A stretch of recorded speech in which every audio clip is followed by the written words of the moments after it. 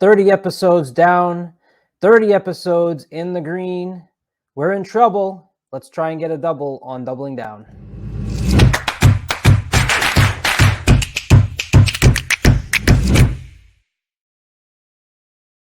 What is up, everybody? Welcome back to Doubling Down with Colin Sheehan, joined by my good friend and original partner on Doubling Down, Vinny Blonde. What's up, Vinny?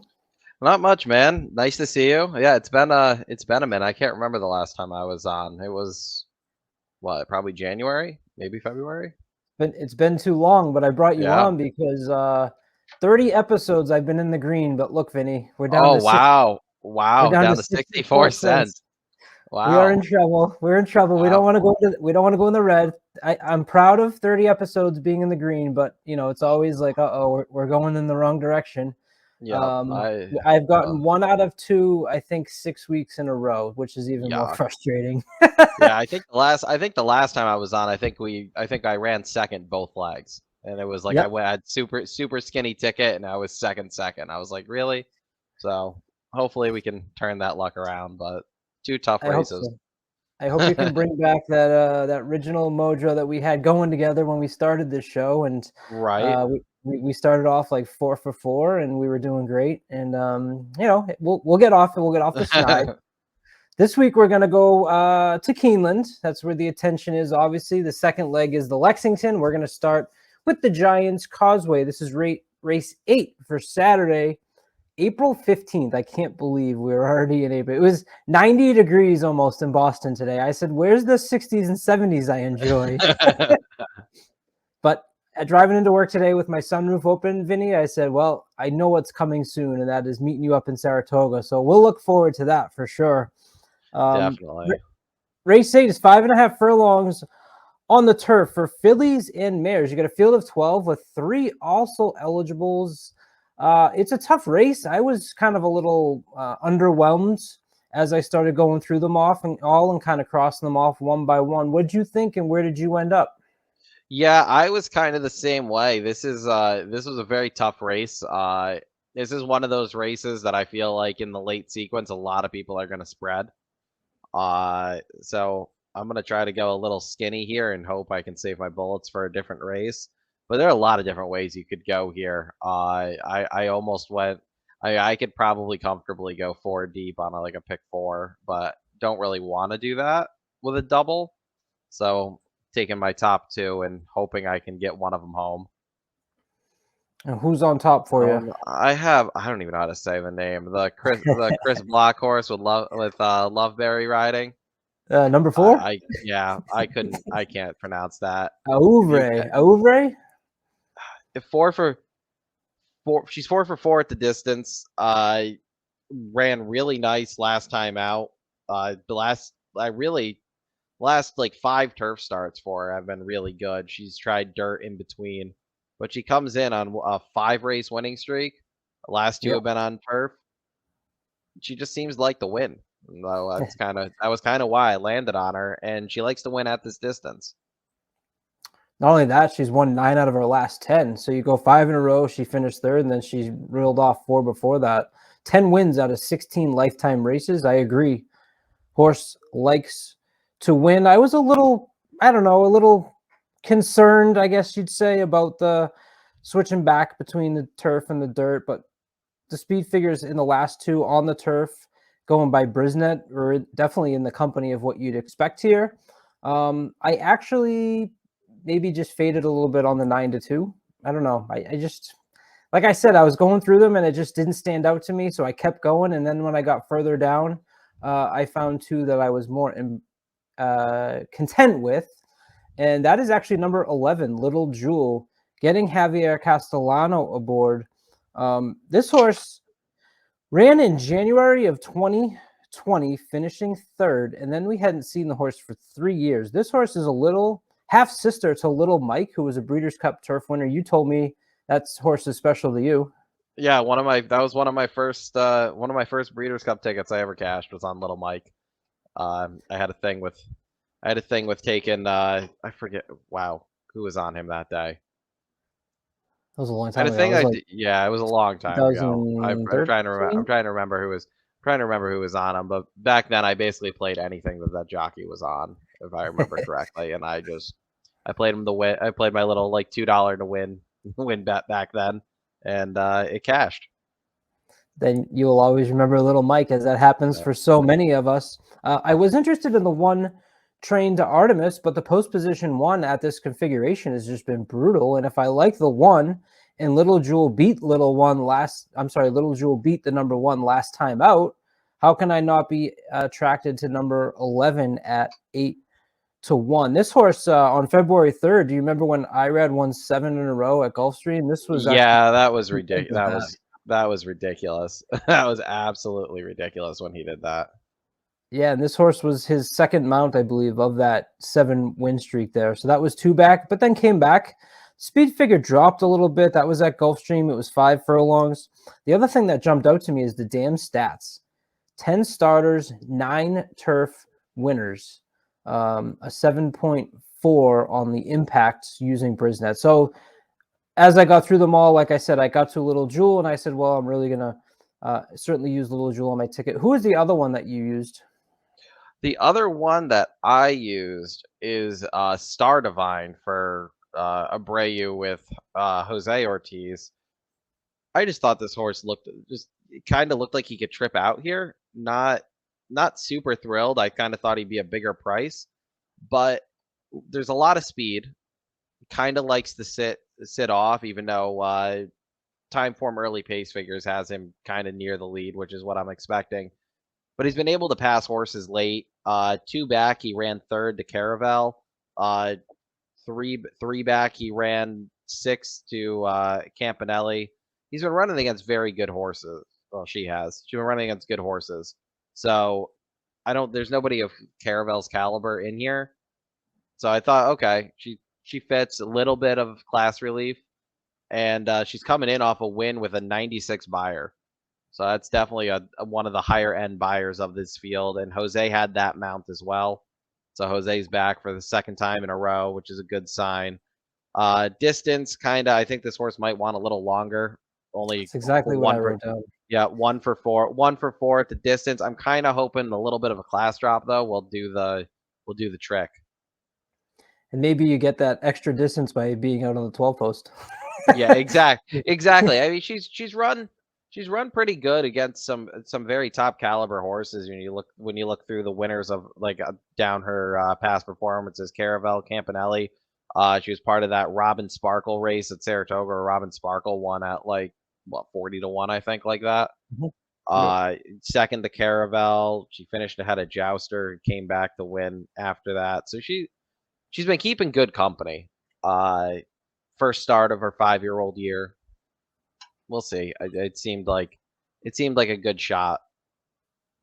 Yeah, the other horse that I use, which I'm kind of lukewarm on, but I'm coming back to that same race that you just talked about, and my buddy Matt, who's out there maybe watching, we always love the angle of horse that finished 4th coming back the next. It's like one of those crazy things when I'm with Matt. Me and Matt started watching the races together. I got him into it, and he'd always say, "Oh, I love horses that finished 4th last time out." And I'm like, "Okay, crazy angle, right?" But every time that horse wins, you actually met Matt up at Saratoga. It's like, oh, it was 4th time out. Of course, that's the angle. So number 10, Twilight Gleaming, was 4th in that Franklin Stakes that you had just talked about with Caravel. Certainly showing a lot of early speed in the races that she has raced at. Little concerning being all the way out there on the 10 and wanting to get to the lead. Like I said, I'm not crazy, but it's hard to ignore Wesley Ward and Irad, especially Wesley at 5.5 on the turf. And he's really started out really well at Keeneland. So there was also, that kind of tipped me over of yes, not crazy. There's only been 3 workouts on the books because this horse is off of a 6-month layoff. However, looking back, Twilight Gleaming has done well off of the layoff before, including winning a Breeders' Cup Juvenile Turf Sprint back in 2021. What were your negatives, or did you give Twilight Gleaming any concern? Because I'm a little lukewarm, and I need you to tell me I'm okay. I've always liked Twilight Gleaming. I just think there's other speed in here, and I don't know if she's the fastest horse early. I know she runs quick early, but her I don't know, her speed. I'm not huge on I'm not huge on like the overall buyer number, but hers are significantly lower than some of these other ones. Like even going back to that the Franklin, she got an 82 for that. Star Divine got an 86. She's never broken a 90 buyer. And I don't think that like a high 80s here is probably not good enough to get it done, especially when you have other horses in here. Amy C ran a 90 buyer last time, two back. The the four Ovre ran a 92 last time. Happy Soul last time. Happy Soul, the other ward was on turf, ran a 94. I just don't know if Twilight Gleaming is fast enough, and if she is fast enough, I don't think she's alone on the lead. So, I mean, the other Happy Soul also where it's got two speed horses here. Mhm. I doubt they duel each other, but there's some other horses here who want to go to who are gonna press early at least, even if they're cheap speed. So that kind of concerned me that she's never broken a 90 buyer, uh, just because of who else is in the race. But I mean, she gets Irad, and you got to think that Irad had first call on what ward he wanted. He's the best jockey currently in America, so you got to think he had his choice and he picked Twilight Gleaming. So not really like a negative, just you can't use them all, right? Yeah, a lot of good points, and you don't have me feeling warm and fuzzy after what you've talked about with Twilight Gleaming. I guess it is good that IRAD stays aboard. The one thing that I also like on these class races on the turf is Twilight Gleaming's won $785,000 on the turf. So, maybe the speed figures aren't there, but you don't fall into 700. Well, I guess maybe you do with the Breeders' Cup win, right? That maybe tricked me. So we move on to leg two for Saturday, and that is your last Kentucky Derby prep. That is the Lexington Stakes, a field of 11 with some interesting entries. Obviously, all eyes will be on number 6, Disarm, because him finishing first, second, or third is certainly going to shake up the standings a little bit. No one else, because this race only is worth the 20 points, will be able to move into the Kentucky Derby starting gate. So Disarm is the one that we're all watching. 7-2. You talked about the morning line with First Mission being 3-1 as a little bit of a surprise. What did you think about the Lexington Stakes? Yeah, a little bit different this year for the Lexington because I was talking to my buddy earlier, and you have one horse who's trying to get in the Derby gate. Every other horse here is not using this as a Derby prep, which is kind of rare in my opinion for this race because in years past, I know I think last year was the points were a little higher too, but in years past, like this, like 20 points, and you usually have horses that have 10, 15 points, and maybe the 30 will get them in. So this year is a little different that horses are not here for the Derby besides Disarm. But yeah, I'm very surprised by the morning line. I don't think the morning line will be what it is. I think it's right. I don't think Disarm should be an overwhelming favorite, but I think by the time we hit post, I think if he's not heavily bet, I think like it kind of is a huge tell that he's not all that. Yeah, and I didn't include him on my ticket because what me and Matt DeSantis talked about on our first look of this race is he doesn't need to win. So if the goal is the Kentucky Derby, I think he can get third. I mean, he's probably Yep. right there in the top 4 or 5. He doesn't need to come out and blow this field away and put all his energy into this. It's like, hey, now I know this is much easier said, and when the race happens and the gates open, it all goes to shit, right? Yep. But looking into it from a better standpoint or from a handicapping standpoint, I don't want a horse that doesn't necessarily need to win. Maybe better, maybe he does, but I'm not going to put him on because of that reason. So I didn't include Disarm. You didn't either. Who did you include? I included the two Brad Cox horses. I guess I'll talk about the number 3 Demolition Duke first. Uh 1-6 furlongs on debut. Second time out, just miss against Bishop's Bay, who is another Brad Cox horse, who also beat the other Cox horse in this race in a different race.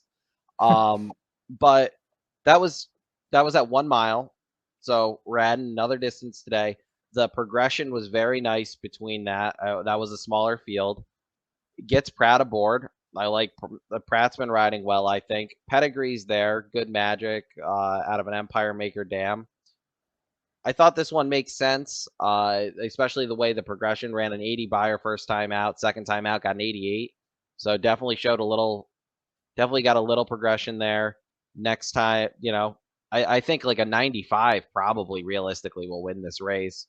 So if he improves and runs like a 92, 93, he's definitely a contender. In 6 to 1, at 6 to 1 now, looking at the morning line, I think that's a fair price.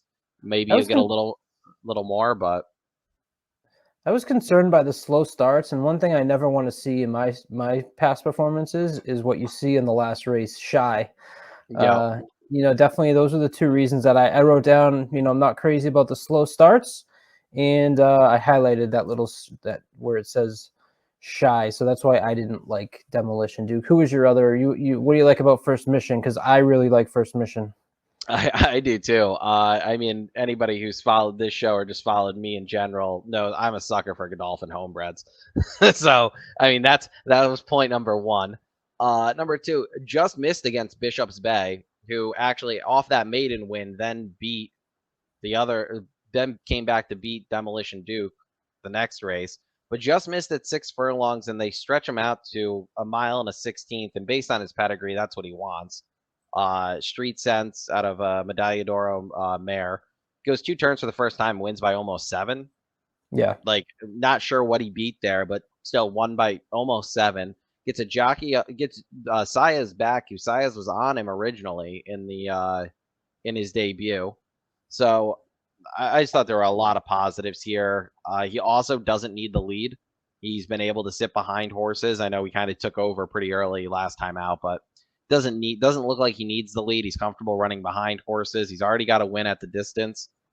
He just looked on paper. He looked really good. I am surprised at the 3 to 1 morning line. I guess I shouldn't have been, seeing as he does have technically the highest. He's got the highest speed figure of anybody in the race.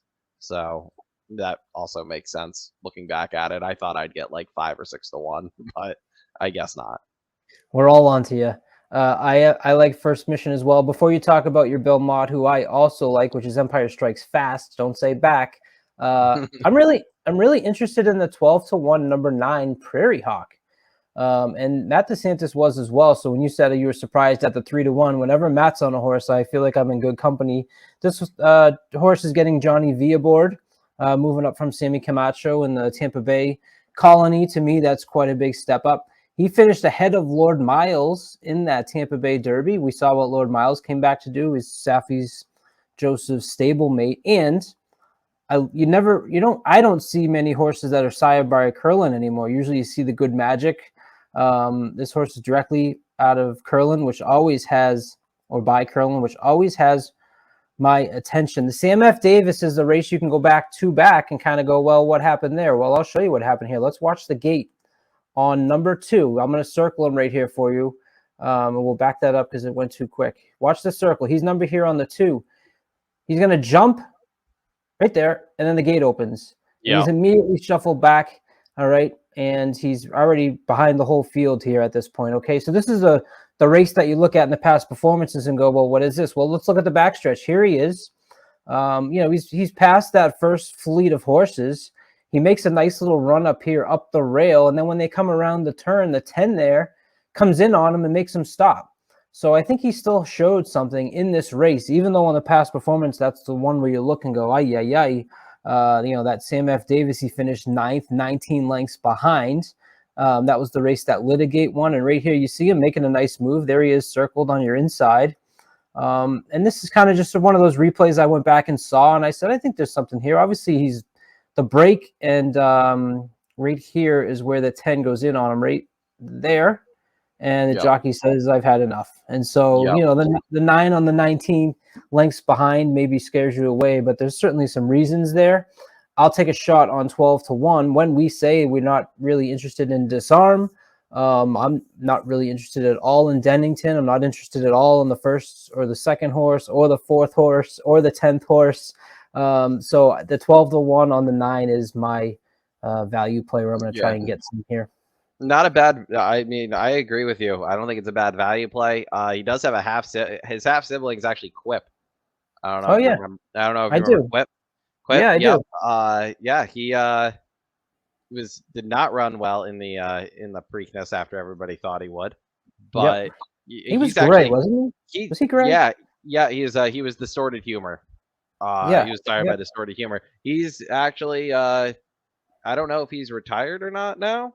I know he was sold overseas and he's been running overseas and doing he's actually done all right. He won last time out.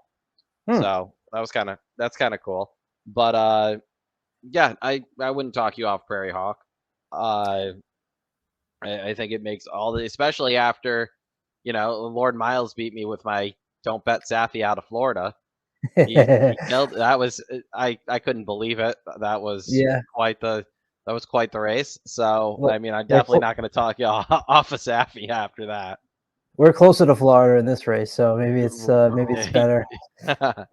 What attracted you about the Belmont number 8 Empire Strikes Fast? So first, I mean, one on debut got a 92 buyer on debut, going a mile and a 16th at Gulfstream. At That's 24 to already 1. yeah at 24 to 1. Uh, beat Dreamlike, and then Dreamlike was in the back end of that photo there that Mhm. Lord Miles won. So the second place finisher comes back to finish third in the Wood. I think this field's kind of you kind of compare this field to to that Wood Memorial Field. There's nothing that's making you go like ooh, but it's still a competitive race. I can kind of compare that.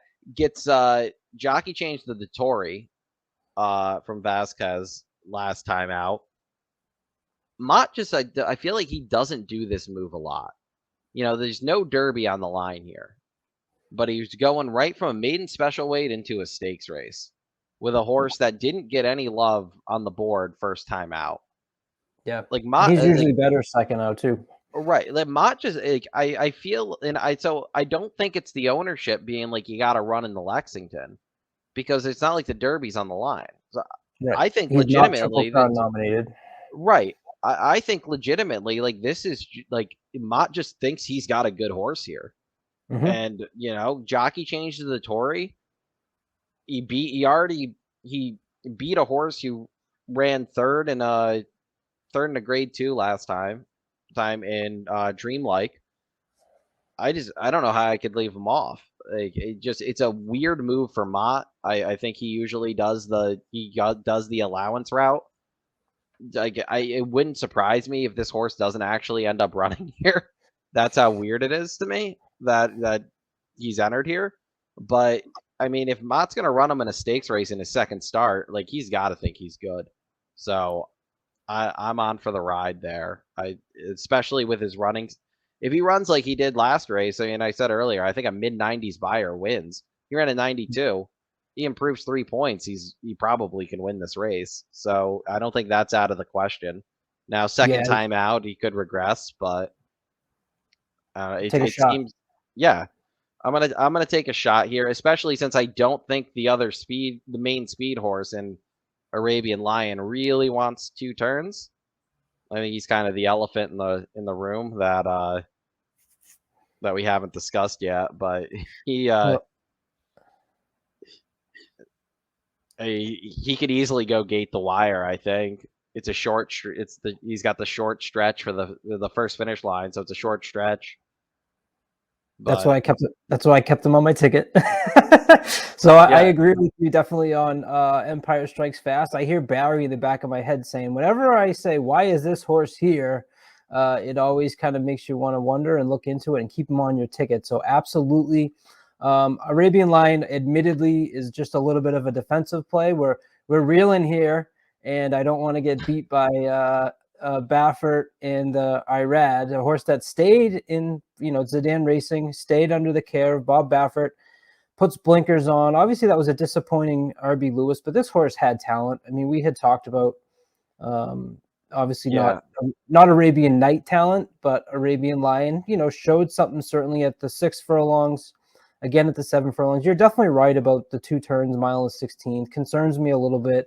I will be absolutely honest in saying that I'm literally putting him in as a defensive play because we do not want to go into that red, and I don't want to get beat that way. yeah, and I think he's just like I just think this is like a maybe race for him, where like if he runs well enough, they probably go to the Preakness with him. If he runs Yeah. well. I mean, it's Zandon. They'll overplace their horses all the time. But if he runs well, he probably goes to the Preakness.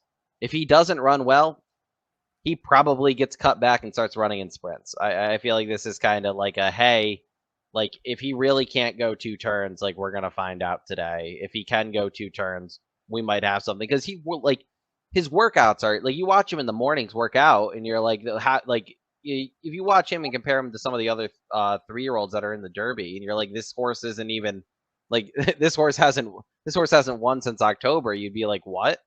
Like some of Yeah. his workouts, like he looks beautiful in the mornings. He just he just has sucked when he gets on the track. Yeah, including a bullet 2 back at 5 furlongs out of Two, Santa Anita. So yeah, 2 back. He was first of 86. Even in the March 13th work, 58 seconds. yeah, first out of 101. Like he flies in the morning. He just something's weird when he hits the track that he's just not great. And I don't know if maybe it's the I don't know if he's like if he just hasn't improved since since his 2-year-old form or what, but he just I mean that Robert B. Lewis, he had no excuse to cough up that lead. He sat there, he sat on the Yeah, front end, it wasn't fast, and he faded. he just crumbled. I was like, oh. So I don't know. I'm gonna take the stance that he isn't as good as advertised, but at this point, if he fades up though, he's 4-1. If everybody thinks like I do and doesn't think he's gonna get the distance, and he goes off at 5-1, like I'll probably add him on my ticket, or at least like my my pick 4, pick 5 ticket, because he does have a monster pace advantage here, and I would hate to get beat by, especially like a 5-1 Irad Baffert. Like that just seems like a silly beat. Well, you But should I'm add willing to him. risk it. Only I'm gonna risk $2. it in the. I'm gonna risk it in Are the you double. sure? Are you sure? Yep, I'm gonna risk it. I'm not going 4 deep here. I'm gonna risk it All in the right. double. All right, that's the final answer for Keeneland Daily Double Race 8 and 9 for Saturday, April 15th. Vinny goes 412 with the 358. It'll cost you $6. I go 1011 with the 58911. Vinny, I always love having you on. It's great seeing you again. Thanks so much. Good luck this weekend. Thanks for having me, and yeah, good luck this weekend to you. We'll be texting, especially as Saratoga gets closer. Are you going to be live streaming on the Racing Dudes for the Lexington? We saw you last weekend. Don't know. Okay. That was kind of a last minute thing. If they ask me and I'm around, maybe. All right. But we'll see. I'll let Keep you your eye out. know if maybe. Keep your eye out for Vinny. Until next time, please like and subscribe. My name's Colin Sheehan. He's Vinny Blonde. Take care.